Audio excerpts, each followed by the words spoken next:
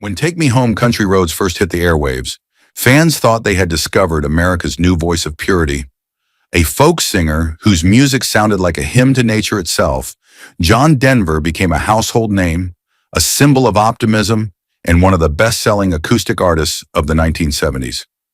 But behind that golden smile and gentle guitar chords lurked something darker.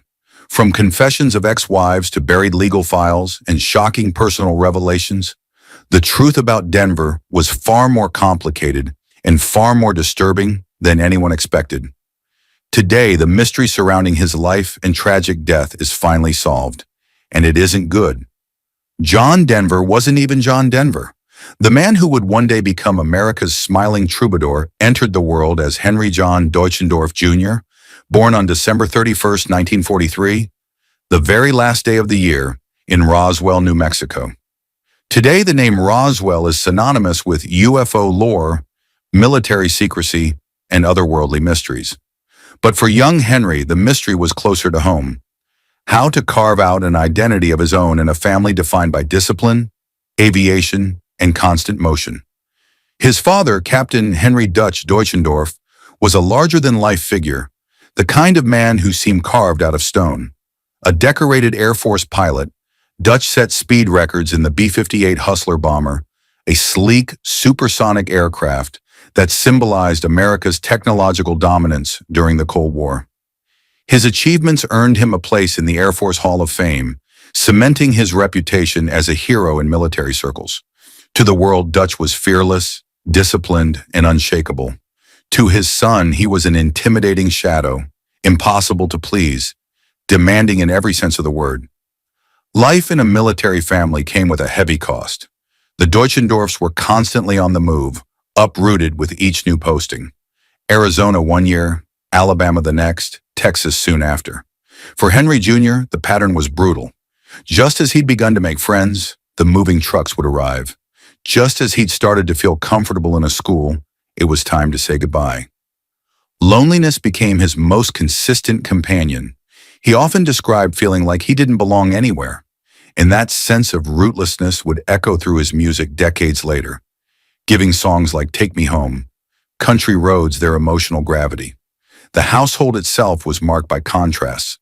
On one side stood his father's iron discipline, rules, order, and an insistence on excellence.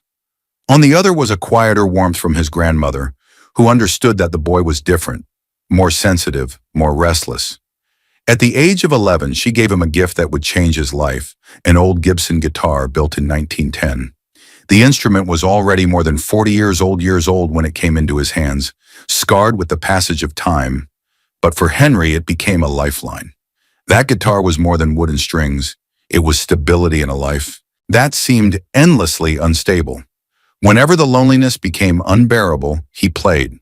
Whenever the moves uprooted him, he strummed chords that reminded him of continuity. Music gave him an identity that didn't vanish when his family packed up and left. Soon, the boy who felt invisible found a way to be heard. By his early teens, he was performing with the Tucson, Arizona Boys Chorus, where he discovered the magic of harmony, the thrill of stage presence, and the feeling of belonging to something larger than himself. It was here that Henry began to shed some of his insecurity. Standing shoulder to shoulder with other singers, blending his voice into a greater whole, he experienced a rare sense of stability. High school only amplified his hunger for music. While other boys focused on sports or cars, he focused on folk songs, performing at local events and small gatherings. Each performance was a tiny victory, a reminder that while he might not have roots in one place, he had found something permanent in melody. By the time he graduated, the guitar was no longer just a hobby. It was a compass, pointing him toward a destiny that would eventually make him famous. Still, the storm at home was never far away. His father, Dutch, believed in perfection. To him, discipline was survival, and excellence was non-negotiable. He expected his son to carry the same steel in his spine that he carried in the cockpit. But Henry Jr. was cut from different cloth. He didn't dream of bombing runs or flight records. He dreamed of writing songs about rivers, mountains, and the complicated terrain of the human heart. The clash between father and son was inevitable. Yet there was one thing that bound them together: flying. For all their tension, the cockpit offered rare moments of unity. When John, still Henry at the time, learned to fly, it gave them common ground.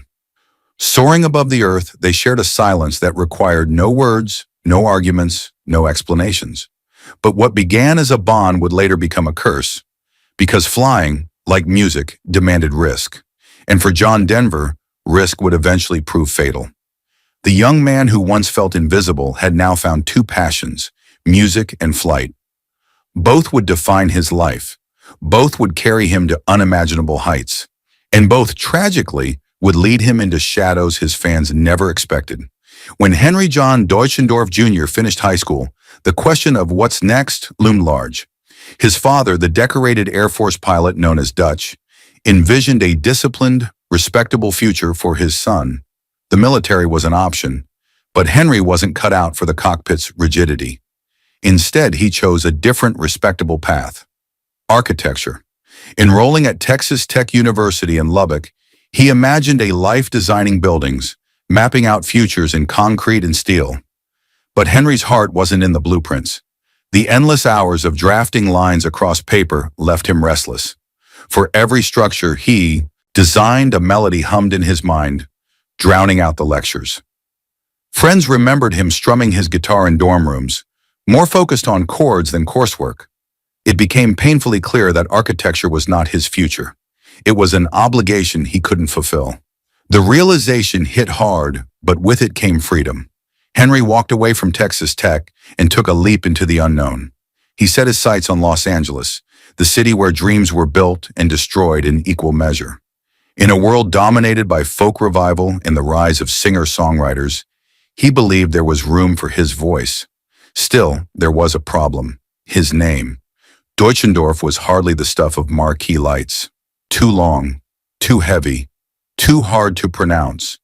If he wanted to succeed in show business, he needed a name that captured the simplicity and spirit of his music.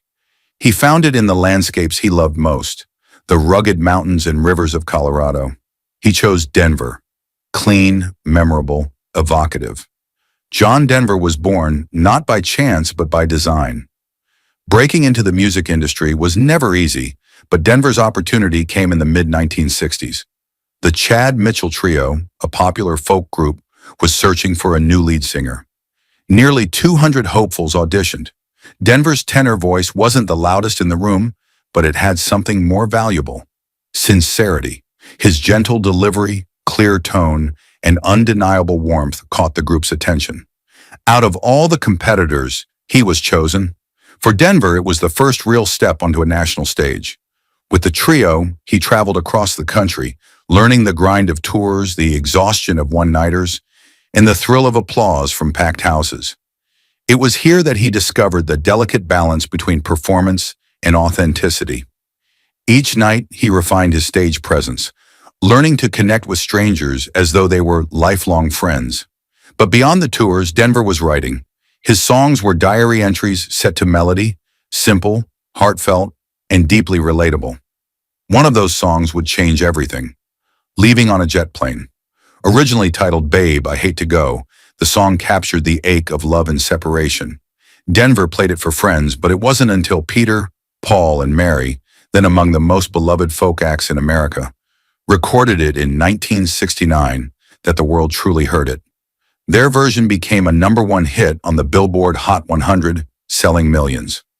Suddenly, Denver was more than just a backup singer. He was a songwriter capable of moving the masses. Yet for all its success, Leaving on a Jet Plane left Denver in an odd place. The song was his, but the fame belonged to someone else. Strangers knew the melody, hummed the chorus, sang it at airports, but few knew the name John Denver.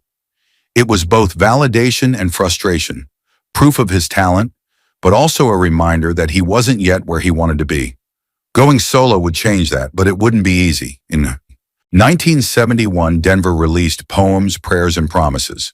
The album carried his now signature blend of folk and country warmth, but one song stood out above the rest: Take Me Home, Country Roads.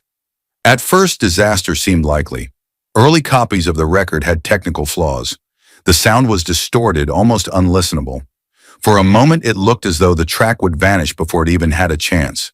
But then came Jerry Weintraub, Relentless, ambitious, and sharp, Weintraub had recently become Denver's manager. Where others saw failure, he saw opportunity. Weintraub called radio stations, begged them to play the song, and when they refused, he pushed harder. He began in Denver, Colorado, symbolic, fitting, and strategic. Slowly the song spread. By August, Take Me Home Country Roads had climbed to #2 on Billboard's Hot 100. It sold more than 1 million copies, a milestone few artists ever achieved. What began as a modest folk tune had turned into a national anthem. Years later, it would be adopted as one of the official state songs of West Virginia, permanently binding Denver's name to American cultural history. The image was set.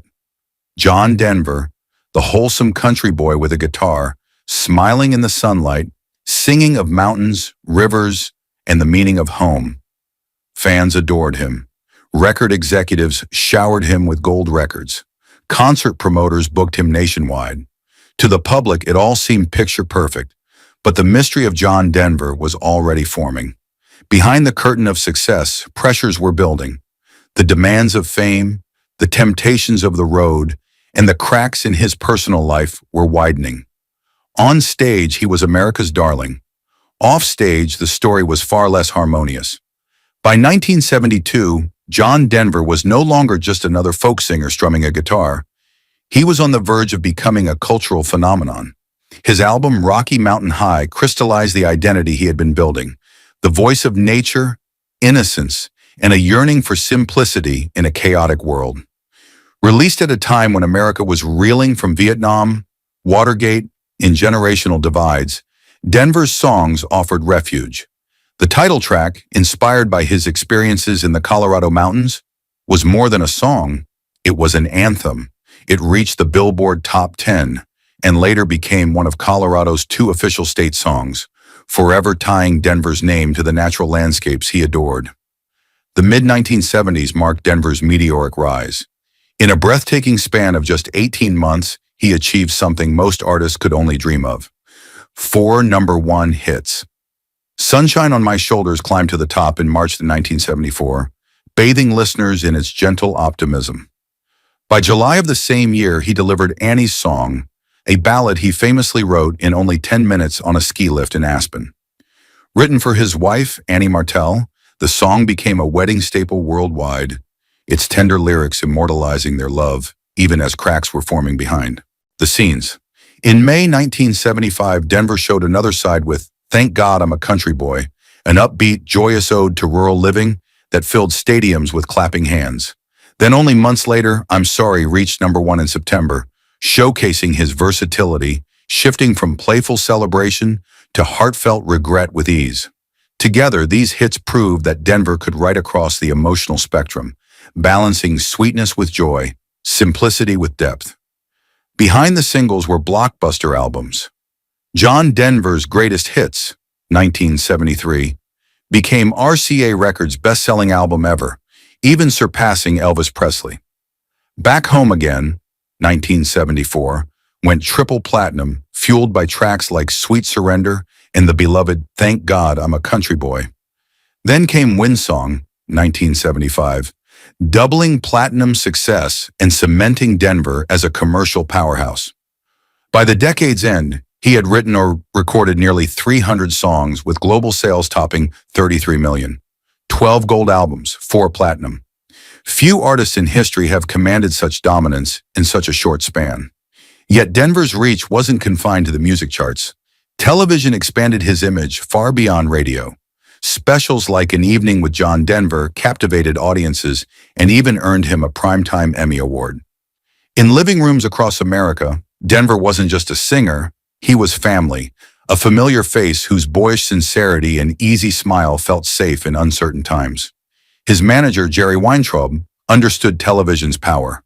Skeptical critics in Britain had dismissed Denver as sentimental fluff, so Weintraub bypassed them entirely, booking Denver directly into TV specials aimed at audiences. The gamble worked. His popularity surged overseas, proving that his warmth could transcend borders. In 1977, Denver crossed into Hollywood with a starring role alongside comedy legend George Burns in Oh God. For an artist with no acting background, It was a bold risk, yet Denver's natural honesty translated seamlessly onto the screen. Playing a mild-mannered grocery store manager chosen by God to deliver a divine message, he resonated with audiences.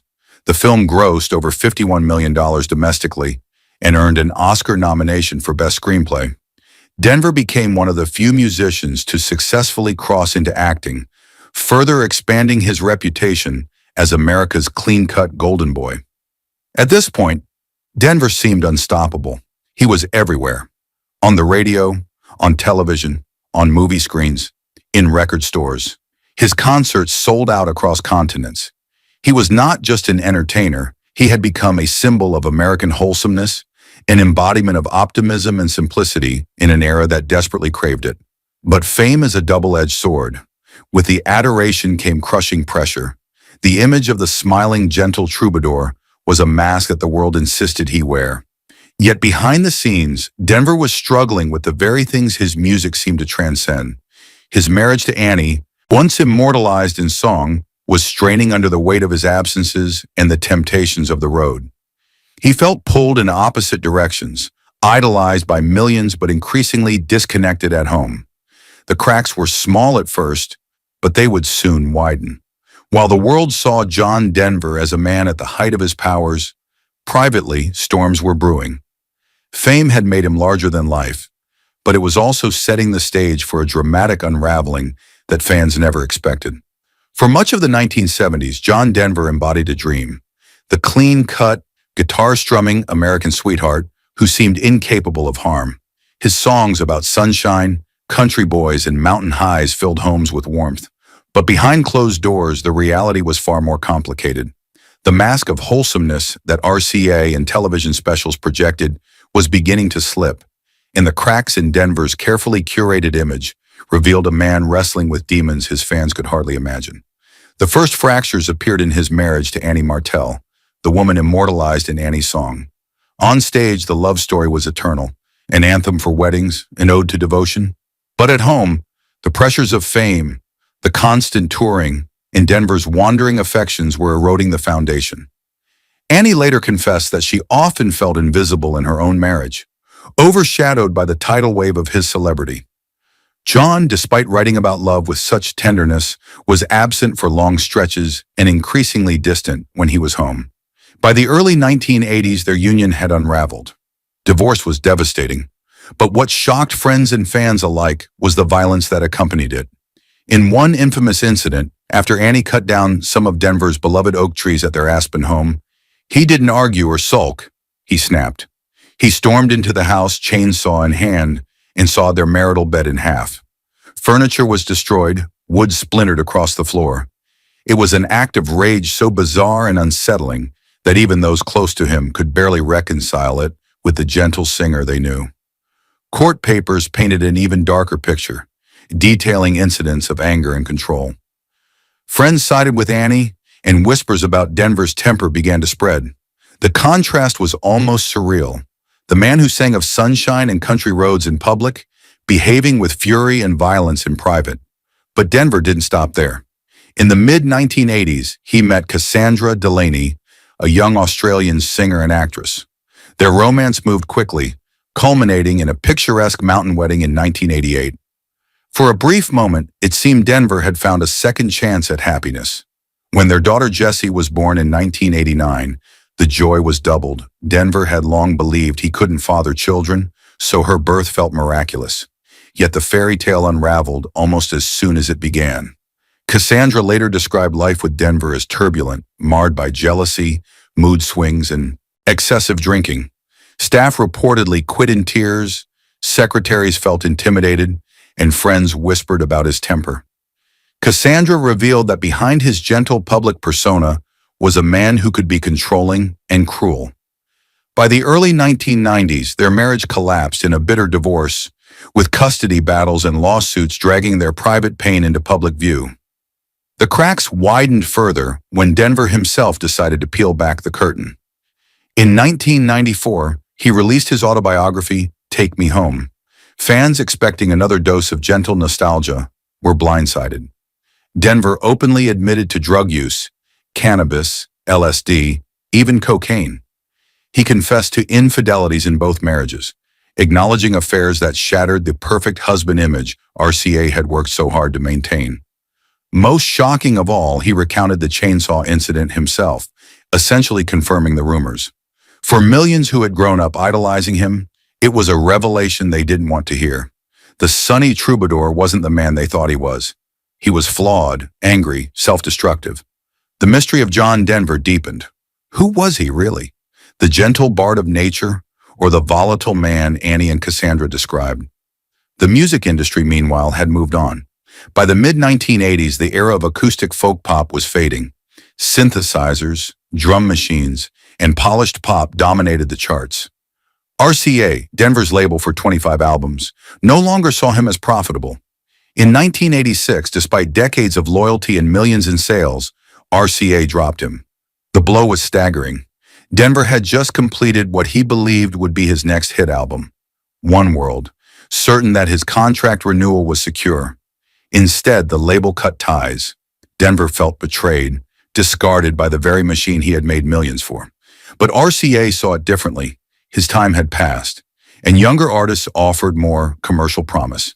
He tried to rebuild by releasing albums through his own label, Windstar, but without RCA's promotional power, his records barely made a ripple.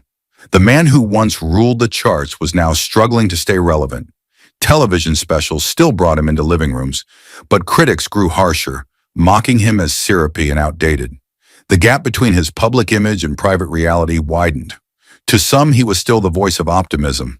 To others, he was a relic, a reminder of a softer era that had no place in the neon glow of the 1980s.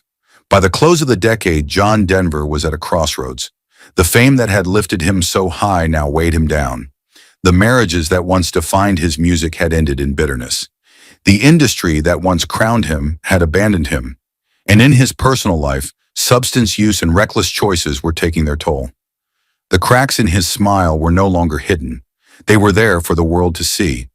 But Denver still had one passion left that gave him purpose. A passion that united him with his father and carried him above the chaos. Flying. Tragically, that very passion would soon deliver the final, devastating twist in the mystery of John Denver.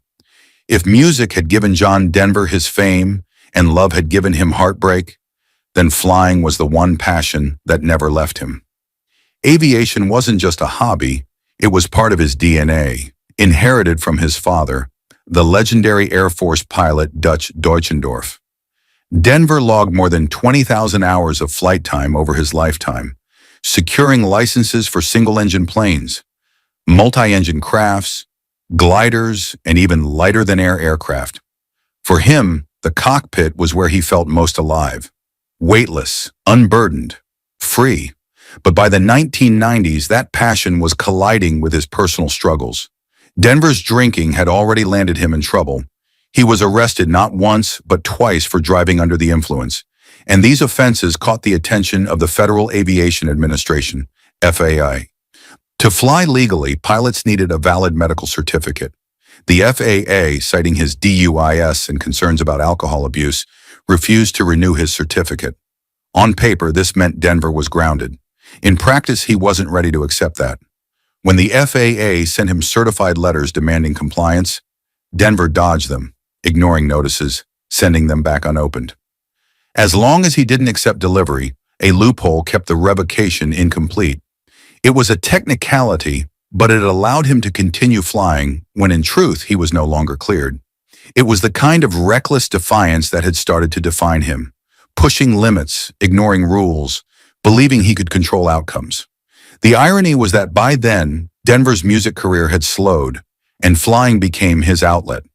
With RCA long gone and newer artists dominating the charts, he poured himself into the skies. Friends noticed the same thing. When John wasn't on stage, he was in the air. Yet, as the years wore on, his choices became riskier. He was known to perform glider tricks with engines cut, fly without proper clearances, and push the boundaries of safety. Aviation authorities warned him repeatedly, but the warnings went unheeded. Then came October 12, 1997. Just one day after purchasing a small experimental aircraft, Denver took off from Monterey Peninsula Airport in California. The plane, A Rutan Long EZ was no ordinary craft. It had been heavily modified in ways that made it difficult, even dangerous to operate. The fuel selector valve, critical for switching between tanks mid-flight, had been relocated behind the pilot's left shoulder. To reach it, Denver had to twist awkwardly in his seat. The valve itself was stiff, often requiring pliers to turn. Worse still, the fuel gauges were also behind him, nearly impossible to read without a handheld mirror. It was a nightmare of design flaws. Denver had only spent about half an hour with an instructor before taking the plane up solo. Witnesses on the ground later reported hearing the engine sputter, then fall silent. Investigators would determine that Denver had run one tank dry while practicing touch-and-go landings. To keep flying, he needed to switch to the second tank. In the critical moments of trying to reach back and twist the valve, he accidentally pressed the right rudder pedal. The nose of the plane dipped sharply, and within seconds it plummeted into the Pacific Ocean. The crash was instant. John Denver was killed at the age of 53. The National Transportation and Safety Board report was damning. Denver had taken off with too little fuel, just 3 gallons in one tank, 6 in the other. His unfamiliarity with the modifications made the situation nearly impossible to manage. The board concluded that while he was a skilled pilot, he hadn't adequately prepared for this aircraft. With proper fueling, training, or even a safer valve system, the tragedy might have been avoided. The news stunned the world. For millions of fans, Denver wasn't supposed to die like this. He had sung of freedom, hope, and the beauty of life, yet his own ended in chaos, in an accident that seemed both preventable and symbolic of his lifelong pattern of risk-taking. Though toxicology reports revealed no drugs or alcohol in his system that day, the shadow of his earlier arrest lingered. Critics saw the crash not as a fluke, but as the inevitable conclusion of years of defiance, ignoring rules, testing limits, believing charm or skill could outpace consequence. For his fans, it was devastating. The mystery of John Denver wasn't just about who he really was behind the smile. It was about how a man who gave the world so much joy could self-destruct so tragically. But even in death, Denver's story didn't end with scandal alone. His music continued to echo long after the wreckage was cleared from the Pacific waters.